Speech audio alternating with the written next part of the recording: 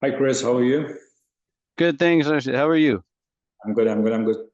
I'm Good. happy we could connect and I appreciate your time. Today, basically, I wanted to have a discussion around the mortgage trends for my audience to see what's happening in the mortgage because we are seeing so many things in the mortgage industry. And I have like a lot of investors, and basically, you're an investor-driven mortgage broker. So I think it would be nice for my audience to get some insights from you. No, absolutely. I'll be happy to speak on on this call. No problem. Appreciate it, brother. Little bit you want to add about yourself, like so that our audience know more about you? Yeah, I'm sure. I mean, like you said, and thanks for the introduction and appreciate the kind words. But yes, I've been in the industry here for over 18 years, and our focus mostly has been to help investors learn how to grow their portfolios in order to give them a better idea of where they're at today and then where they'll be in the next 3, 5, 7 years. So they have something to work towards as their goal to ensure that all the things that they're doing, whether they're buying pre-construction or resale, we map that all out for them so they understand what they need to do step by step. So That's that's like a awesome. nutshell. Yeah, that's so good. Yeah. And that's very important for investors, especially to map out things, right? Because some of the investors with whom I work, they are moving from their fifth property to 10th property. Some are starting out like from 0 to 1. So everybody should be able to map it out. That's a good way to go. Yeah, look, that's the number one thing right now that's affecting people in today's market is not being fully informed of all the things that are happening from start to end. I should say not understanding what they have been informed on that needs to happen from start to end, because there's so many moving parts, right? You've got pre-construction, you've got resale. They're completely two different beasts, right? In terms of when you're buying property, Yeah, right? So, on the pre-construction side, there's so many intricacies along the way that needs to happen, especially when we map out these portfolios, is to design it in a way to say, well, are you in the position to, for worst case scenario, like what's happening in today's market where, prices have come down, values are only coming in at what people bought it for. On other projects, there has been just one or two that were slightly below what they bought it for 4 years ago, but understanding and knowing what's all involved to ensure that you have that thickness of skin is what I call it, to ensure that they know what's going on, what they need to do from start to end and what to expect, right? right. So and the one thing that I see most investors is that we're always looking for this positive cash flow, right? And if you treat real estate when you're buying multiple properties as an investor, as a business, then you'll understand that there's a cost involved, right? There's a tax component to it. With respect to negative cash flow, there's going to be within 25 years, right? Like I've been doing it for 18. There's three times the rates have significantly changed and gone up, but they've also come down, right? So Right. over that time frame, yes, you may negatively cash flow three times out of those, for example, 18 years, but over 25, if it changes three or four times and you negatively cash flow, it's bound to happen at some point. But overall, you're still positively cash flowing over that longer period of time, right? So it's still advantageous to buy and to be able to see the benefits at the end. Right. Also, Chris, what I've seen and what I educate my clients is that sometimes they get excited when they're getting on a property like $200, $300 a month positive cash flow on a freehold property, but down the line, 2 years, they get a major repair issue in the building or in the house, right? And then the cash flow that they have received for the past 2 years, it's all vanished, right? Yeah, well, the key to supporting that piece is we always educate our investors on ensuring that they have 3 months of rents for repairs and vacancies set aside, right? So that way, if something does go wrong, you have a little bit of a contingency plan that you can fall back on, right? Absolutely. And then you know that you have that going. But a lot of people, are kind of do it day by day, month by month, right? And they go with the flow and they take a little bit of a higher risk, and that's okay, right? If that's what they're comfortable with, and as long as they know they can maintain it. Right. But when you're actually buying multiple properties and you have three, four, five properties, then yeah, you always want to have a safety net for just in case, Of right? course, yeah. Repairs and vacancies. if the tenant loses their job, if it's vacant because of something happened to the unit, for 2 to 3 months, you've got those carrying costs set aside. Absolutely, yeah, for sure. So, Chris, let's dive into the latest trends. Like, what you are seeing in the current market? What's the latest mortgage trends that we are seeing with getting so many news like sub four interest rates are back, things like that. What do you have to add on that? Yeah, well, look, as I was saying earlier, like as we know, interest rates are on the up. Okay, but a lot of investors that are fully educated on and understand, and there's only a small percentage, I can share that with you. There's the majority of the population does it to get the positive cash flow and, try and make some extra money along the way and, refinance and so forth. But, the true investors that are actually in it understand that in today's market, prices are a lot lower. Okay. Right. But the interest rates are also a lot higher. So there's that term that floats around where we say we're dating the interest rate, right? Yeah. Meaning that the interest rate will change over your 3-year, 5-year period, depending on what you take as a mortgage term. But as that happens, that the property value is going to increase, right? And at that point, when your mortgage is up for renewal, you'll get the lower rate as well. So you're getting a 2-in-1 advantage by buying in today's market. But the big but around it is, are you in the position to be able to handle the negative cash flow? Because as an investor, you're buying in a market where it's negatively cash flowing. Whereas most buyers will buy when the interest rates are lower, the property values are higher, but they will cash flow, right? That's theoretically what happens along the way with buying investment properties.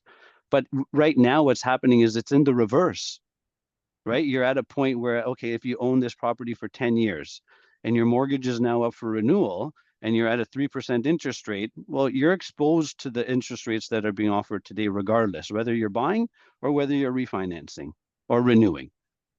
Right. You're still privy to the newer rates. So your monthly payment is still going to have the same effect, whether you buy in today's market or you're renewing in today's market as an investor. Right. But the advantage to it is that the appreciation on that property, there'll be more room for appreciation on that property as the rates come down. Absolutely, yeah. That's what the saying is, right? Marry the house, date the rate. Yeah, exactly. Exactly. But it's a mindset though. It's not just a saying, right? It's understanding that in depth. What does that really mean? And how does it affect me personally? Right? Yeah. How much is this rate that I'm dating? How much is it going to cost me till I get to the marrying piece? Right. And Right. what's like in terms of when we talk about like rates are coming down. What's the lowest rate you have seen for your clients or investors? What's that like? Have they got like sub four? Yeah, well, look, it depends. Like the banks are also discounting rates based on the loan to value, which means that, depending on how much money you put down on the property, whether it be 20%, 25%, 30%, up to even 35% down payment, yeah, they're giving you a lower rate, about 10 to 15 basis points lower. But at the same time, you have to come up with those funds to get that lower rate, right? Now, the Bank of Canada makes an announcement 8 times throughout the year, which affects the variable rate. Okay, it doesn't affect the fixed rate. The Bank of Canada's bond yield is what determines the fixed rate. So, Right. and those don't really get promoted or advertised or put out there unless you're actually checking and you're up to date on it on a weekly, monthly basis. Right. Right. So we're seeing the bond yield now. Theoretically, usually what would happen is as the fixed rates come down, variable will go up and vice versa. Meaning that if there's too many variable rate mortgages out in the market, then fixed rates kind of look more attractive, which is also based on the rate announcements and the bond yield, the price of the bond yield. Right. And everybody's eyeing towards now October 23rd, whether it's going to be a 50 basis cut or 25 basis cut. Let's see. Yeah. So I mean, look, for somebody that's qualifying in today's market, it doesn't have a huge impact. No, because the fixed rate is still the variable rate is still much higher than the fixed rate. So Right. when we qualify, pre-qualify, I should say, our clients, whether it be first-time home buyer or investor, we look at that and say, well, what's it going to look like if you were to qualify with X rate? So let's say it's a 3-year rate at 4.84%. We still have to add +2 on top of that to Right. qualify, right? Even though you're getting the lower rate at 4.84. Now, similarly to the variable rate, if the variable rate is prime, if it's its prime plus or even prime minus 15, 25 basis points, it's still almost a percent higher than a fixed rate. So to qualify on the variable rate is a lot more challenging in today's market, which is my point, right? Right. So we really want to try and look at what the fixed rates are looking like, because we can increase the client's borrowing power into another purchase price bracket, right? So for example, I'll take a first-time home buyer, right? Right. First-time home buyers in today's market, as of in December, they're coming out with the rule change where you can now qualify up to $1.5 million as a first-time home buyer. You can put That's a less big, than what's that? I think that's a big one, right? Yeah, that's gonna be that's I'm already like we're already so busy, with a lot of our referrals and clients that have kids and family that are looking to get into the market as a first-time home buyer, and they're just preparing themselves, right? To say, okay, what is it that I can qualify for? And at that point of December 15th, and what happens now with that increase in amortization from 25 to 30 years, which is the other component to it, not just the 1.5, your buying power, if your combined household income is at $150,000, you Mhm. can purchase a property up to 700K, Right. right? Just Whereas, increased. if it was on the older rule, whereas you're qualifying on a 25-year amortization, you wouldn't be able to buy at 7, you'd be able to buy at 650, 660, right? That's a So huge there's difference. still a big difference. That 40, 50K is a big number when you're stretching out the amortization to increase the client's borrowing power, right? So now you can even upsize from, a town to a semi, or a condo to a town, or, semi to detached, right? You have the options to do that based on income, credit, and down payment, right? Right. So Chris, suppose like if there is a first-time home buyer whose income, let's say, is $150,000, but can they include their parents on the mortgage applications, and they get a bigger house or a bigger mortgage with that by doing Yeah, that? absolutely. Absolutely, right? Like the more income you earn, the less of a down payment you would have to put down, is typically the rule of thumb. Right. So now, like for first-time home buyer who was not able to qualify for a mortgage, but now they can put their parents on the mortgage applications and they can qualify for, let's say, a small condo downtown. Yeah, absolutely. Like we have a client right now we just spoke to this morning that is saying, look, I bought a pre-construction property. It's Mhm. closing in 4 years. What is it that I can do now? Right? How do I buy something today as a first-time home buyer and still be able to close on the pre-construction property in the next 3 to 4 years? Right? Right. So the way just as an example, the way we designed that is we said, okay, you purchased your first home under your own name as a first-time home buyer, right? Right. When you go to purchase the pre-construction property, you're buying it as a rental anyways. We can put mom on there at that point to help you qualify to close on that next property. Okay, Right. that's a good So now the conversations are around when we build this is, okay, is mom on board? Does mom understand everything? Is it okay with mom to team up with son to see the bigger picture? And 9 out of 10 times the answer is yes. right. Okay. Another question, Chris, what we get is like how these first-time home buyers can navigate through the mortgage process effectively to secure like the best possible rates or terms. Yeah, the most important thing for a first time home buyer is to get pre-qualified, right? So they sit down with someone like yourself. You would get an idea of what they're looking at, and where they're at in terms of down payment money, and then you'd pass them on to someone like myself, and then we would do a full application at that point to understand what is it that they can actually qualify for, and then we help them narrow down that purchase to the type of property, and the city that you buy in. Right. And how long do you think this process might take to get them a number from a bank? Or 24 to 48 hours. that's pretty fast. Yeah, the turnaround. So we have a full system in place. It starts with you. You do the introduction. Once it comes to me, we reply back to the client. We send them a calendar link to set up a call with me. I talk to them for 30 minutes. Once that's done, we get them on to the next step. We get all the additional information that we need from them from the application. And then we get on another call once they completed the application to go over all of what we've been able to prepare for them and guide them through the process from there on out. Right. And in terms of like documentation, can you brief like if somebody is working a job, what usually you guys require in order to give them the exact kind of number?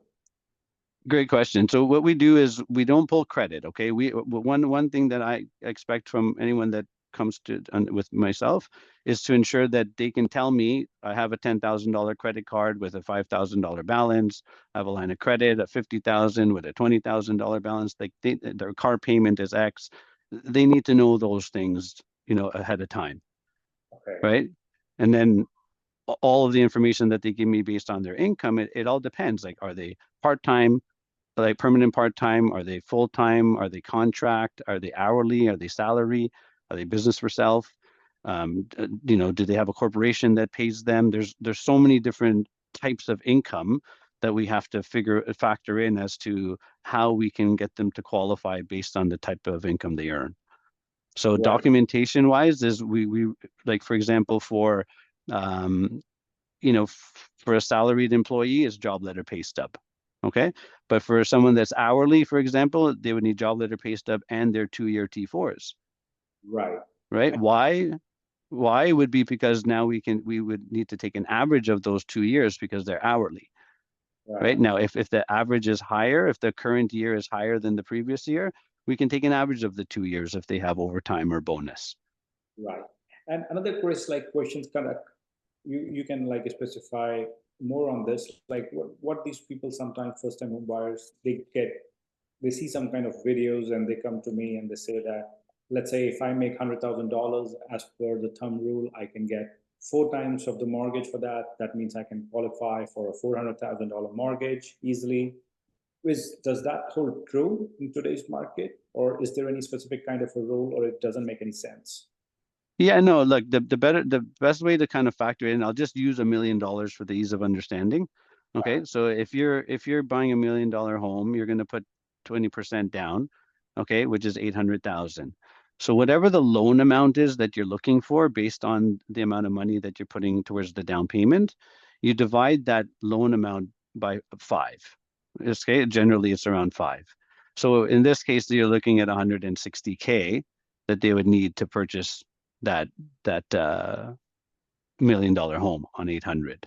Basically, you're saying that people can qualify for their home if they are making like however mortgage they require, just divided by 5. That much income they should have, their household income, provided their debt ratios and their credit score, that is something else. But that's the thumb rule they can use, right? Correct. Yes. Okay, that's good to know. Yeah.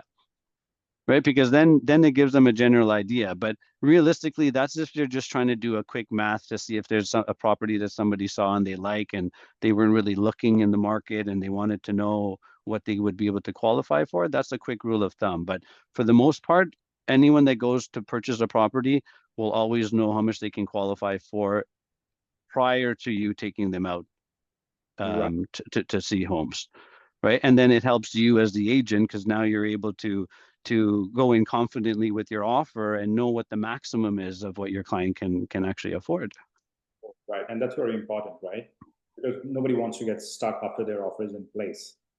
Yeah, like we don't have people coming back after and saying, "Oh, like can we qualify for more?" We're already telling you the max that you can qualify for, and you as the agent, it gives you a little bit more confidence to go in when you're doing the offer presentation, and you're always going to try and get lower, of course, but you know what the max is. Right.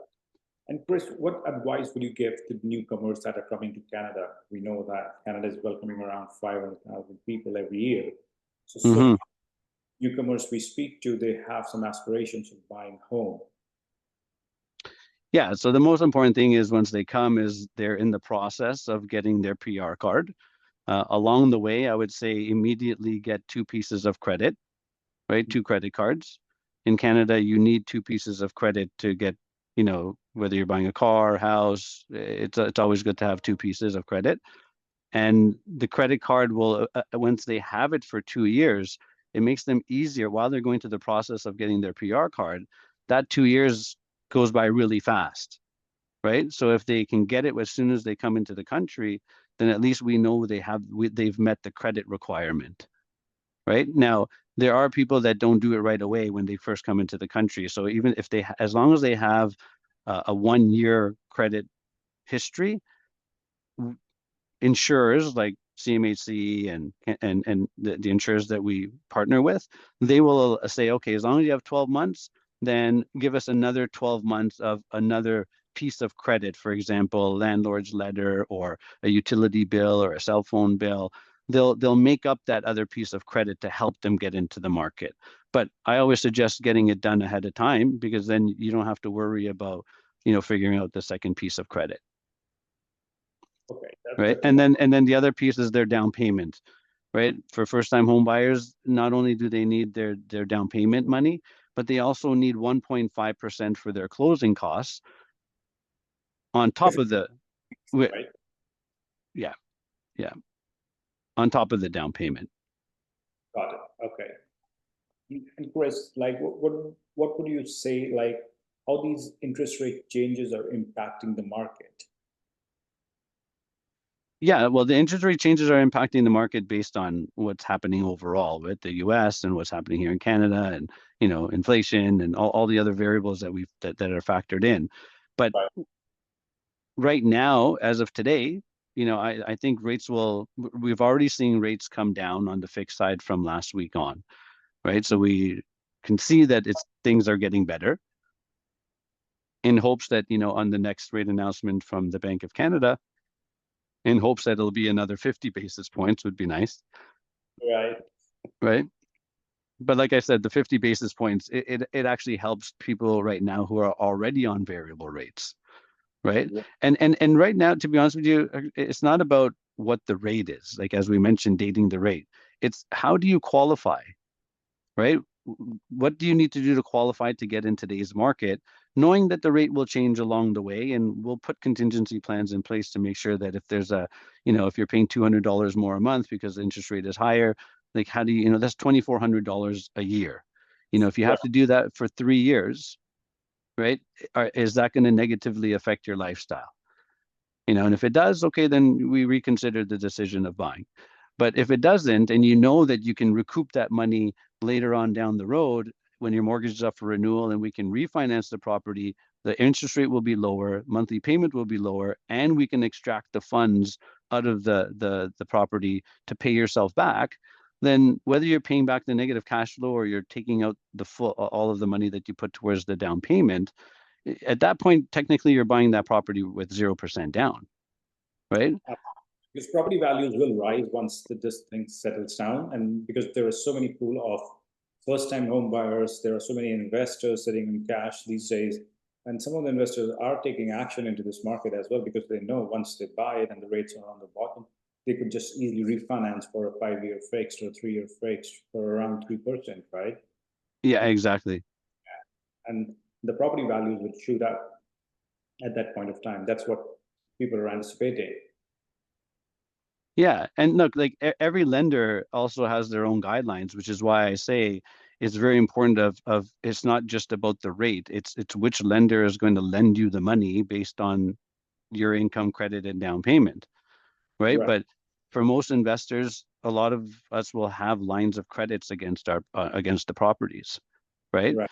But now with underwriting guidelines with different institutions, that's where we come handy is because we know what institution will do what. So we know where to place the file. But if, the green bank is giving us a lower rate than the red bank and we don't qualify with the green bank then we have no choice but to go to the red bank because that's where you qualify, Right. right?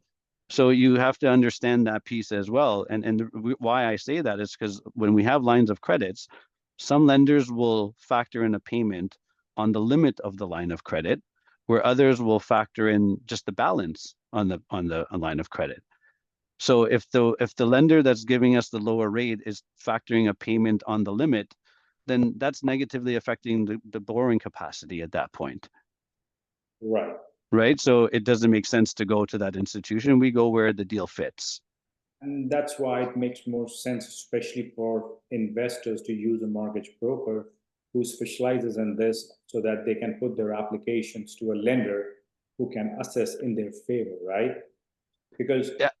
line of credit, let's say, for example, if I have a line of credit of $250,000 against my primary residence, then if I go to a bank that calculates on the minimum payment for my line of credit, then my borrowing capacity will drastically reduce, right? Yeah. Yeah. In terms of mortgage amount, right? yeah. So it's better that if I go to you, you can actually draft my application and take it to a bank that only considers the balance on that line of credit, right?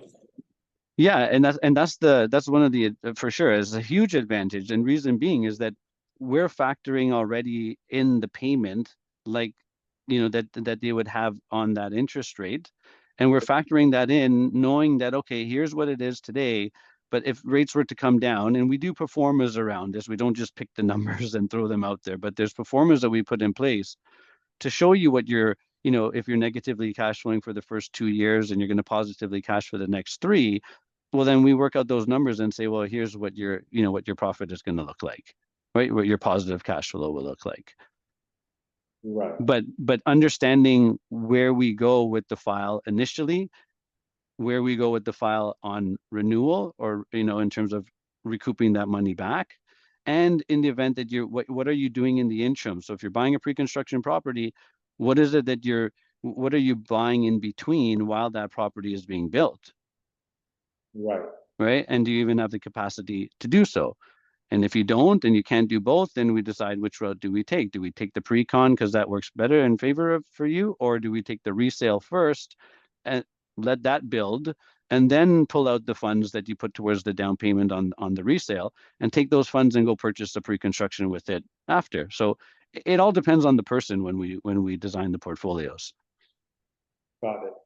And speaking of line of credit, like, could you talk a little bit about the difference between a HELOC and doing a refinance, and what to consider with both options? Well, a HELOC is a mortgage component that has a variable rate attached to it, right? So it's like it's a line of credit, a home equity line of credit. Right. Okay, so refinancing is, I'll talk on that. Refinancing is in the event, let's say your line of credit is maxed out, then yeah, you would want to refinance it and roll it all into one. But they're technically two separate components. So if you have a mortgage component of 500,000 and you have a line of credit component of 200,000, then the line of credit, depending on what it's being used for, if it's used to invest, then the investor has to have a good accountant that can help them with the tax deductions on explaining how the interest rate is deducted and so forth. Right. Right. And then when it comes time to refinance, if we have to refinance, then we do so. But the line of credit component portion is in today's market is negatively affecting borrowers for the reasons I was saying earlier about the payment on the limit versus the balance. So what we would do in that case is we'd redesign the portfolio and say, if we're rolling in the money into the mortgage, then we'll get a separate component of the line of credit depending on the loan to value. But we would have to do something like that. Reason being is to increase the client's borrowing power and decrease their monthly expenditure, right, to qualify. Right. But for somebody like for me, if I'm doing like a kind of a refinance and I don't need the funds to be clubbed into a one mortgage, because then my payments would increase and I would be paying the interest on the whole amount, right? But I do want like a HELOC, a home equity line of credit, so that if I have any kind of like renovation project, any development project, so at least I have those funds to access. Correct. Yes. So that you can use those funds. You have access to those funds to do the work. But like I'm saying, at some point, like, you want to time it accordingly. So if your mortgage is up for renewal in a year, Right. right? And you've used this HELOC throughout that year to do the renovations, you want to time it accordingly where you know that you can use the line of credit for as you need the money along the way, and then you refinance it when your mortgage comes up for renewal. So timing is another big component when we map out the portfolios to say, well, when do you do the things you're looking to do? How long approximately is it going to take?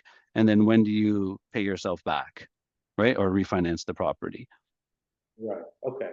Right. But yes, you most people will use that for things like renovations for sure.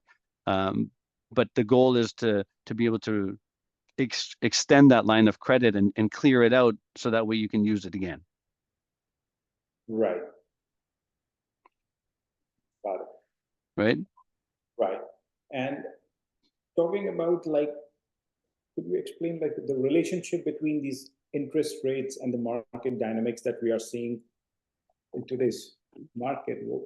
How would you feel about that? So in terms of the mortgage rates, the impacts.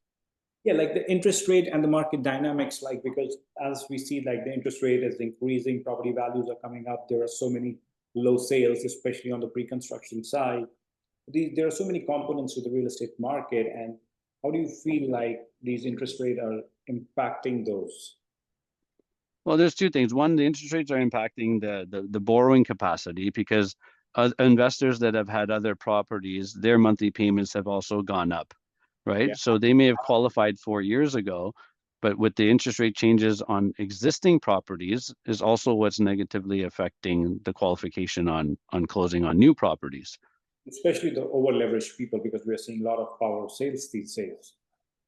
Absolutely. And the power of sales for a new investor to come in on board, if you look at it at a lot of these, unfortunately, a lot of people are willing to walk away from their deposits, Yeah, right? absolutely. Now, if somebody is in the position where they can come and assist and they say, well, look, if you're willing, like I can qualify to purchase this property, but yes, you would have to forfeit the deposit. Now, if I'm the buyer, I technically would have to put that $100,000 down on that $500,000 property. Okay. But if the seller is forfeiting the deposit, now, even if that property was vacant for the next 2 years, your down payment money is essentially going to your vacancy money, right? Your monthly payments on the mortgage for the next 2 years, or Right. it'll go towards the negative cash flow, which is what most people will do. Is they'll say, okay, I'm saving on the down payment money. Yes, I'm this money I could use towards topping up the negative cash flow, right? So it buys them more time for that interest rate to come down, property value to increase, rents to go up, and then they can break even or cash flow at that point. Also, like to add to that point is that real estate is like cyclical, right? So right now the market is down. In the next 5 years, we are expecting like since the construction is slow or it has been on the lowest level, there will be condo shortage in 2027, 2028. So this market would have to go up down the line. That's what we are thinking as of now. Yeah, like we already have a shortage of homes. Pre-COVID, there was already a shortage of homes. The We're just, problem is, sorry, I think that we are just building the shortage bigger and bigger.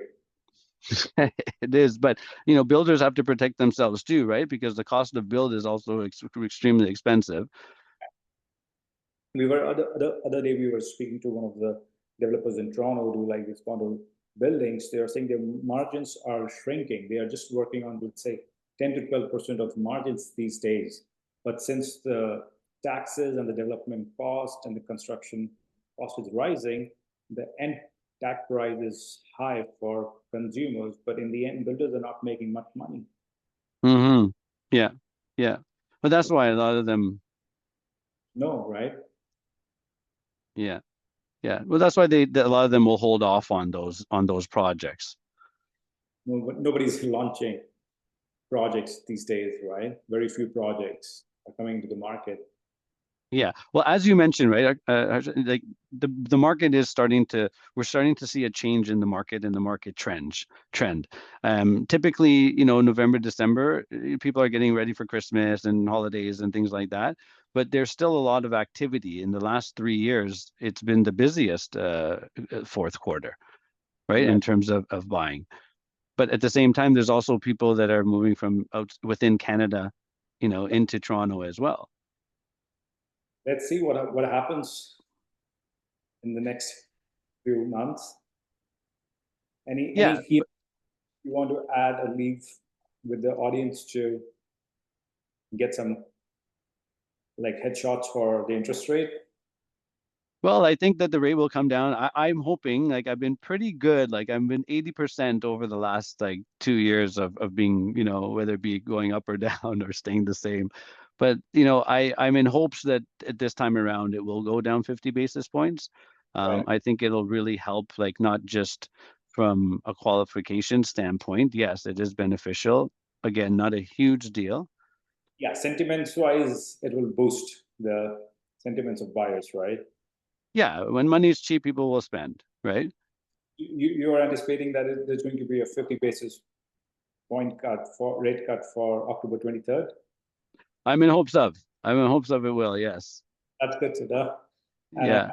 I hope a lot of audience would feel much comfortable with that. Let's see what happens. Yeah. Well, look, the one thing I can say for people that are buying in today's market for all of your clients and your audience is, be prepared.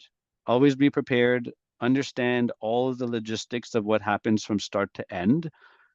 Know with our team specifically, like we'll make sure you know what you need to know, and we'll also know how you need to feel. Right. And if you're not feeling the way we know you should be feeling, then we know something's wrong.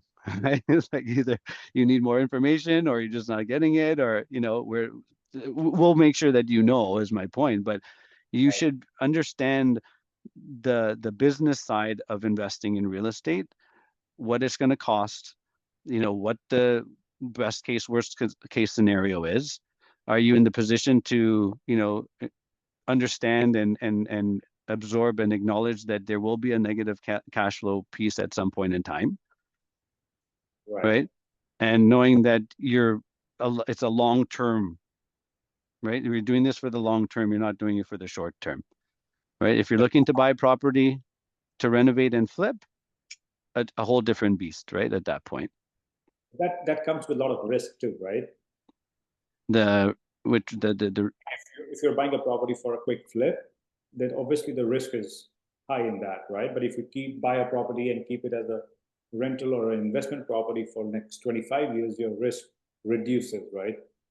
Absolutely. And look, I'm always big on buying and holding, which is why I say, if you're doing a quick flip, then sure, that's you can do that. That's a whole separate beast in terms of how you do it. But we always kind of educate on buying, holding, looking at the longer term, understanding when you do pull out money and pay yourself back, you're like what happens along the way, because your monthly payment, depending on the rate, could increase or it could stay the same when you pull the money out.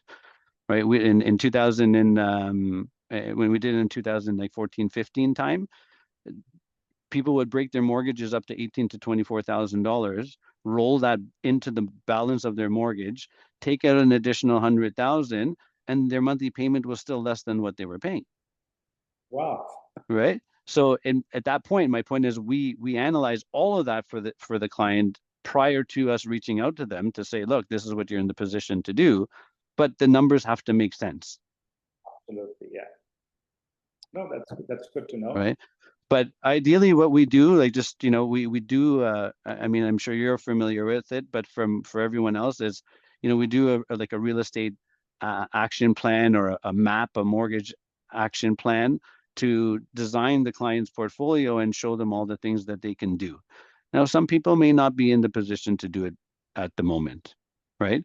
But if you are somebody out there that knows that, you have some funds that you can play with, and you potentially have a joint venture partner, whether it be mom, dad, brother, sister, coworker, that are going to come in on board, where you can get into the market, then it's always good to know in advance. And like I said, you may not buy in 6 months, but you may buy in 12 months, right? Depending on what the interest rates are. Absolutely.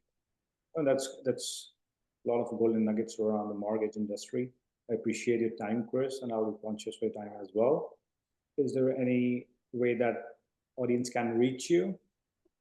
Yeah, absolutely. They can go, you can, I mean, through you, of course, you can send them a calendar link at calendly.com, speak to Chris.